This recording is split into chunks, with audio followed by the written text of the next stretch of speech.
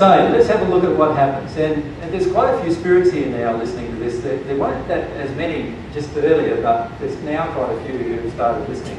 And so I just want to address them for a moment. If they can just be patient with me, because they like to hear things a lot more rapidly than what people on Earth do them. And so if they can just stick around and be patient, they'll learn some things too, probably. So I just say that to them.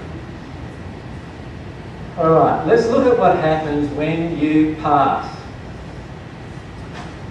Have all of you heard that there's dimensions, like of the spirit world? Yes. Yeah? And sometimes spirits call them spheres. Have you heard of that terminology? Spheres? Most people know that there's 7. There's actually a lot more than 7. But 7 is the number that's often used for some reasons which we'll discuss in a minute. Now, these spheres are locations or dimensions in the spirit world. They are physical dimensions, dimensional space in the spirit world. They are places where you can live. Follow me? You can live in these places. However, they are separated. The reason they're separated by what's called interstellar boundaries. And each interstellar boundary is a boundary of love.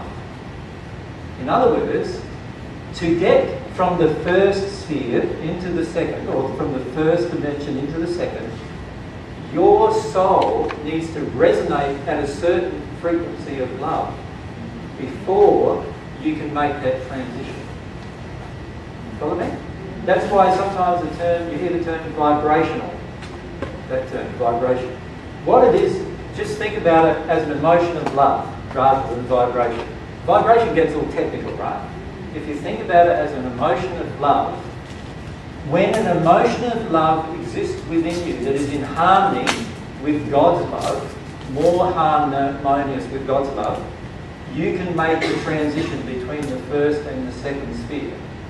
Does that make sense? Now, when your soul resonates with even more love, then you can make the transition between the second and the third sphere. And when your soul resonates with even more love again, you can now go from the third sphere to the fourth sphere.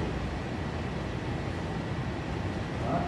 So these are physical locations within the spirit world, but they are also dependent upon the amount of love that is in your soul.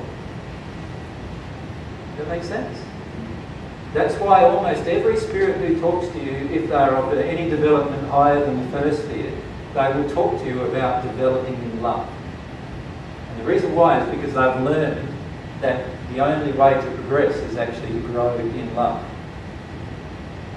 And we'll talk about love because there's quite a number of different forms of love, and there's 2 in particular. Alright.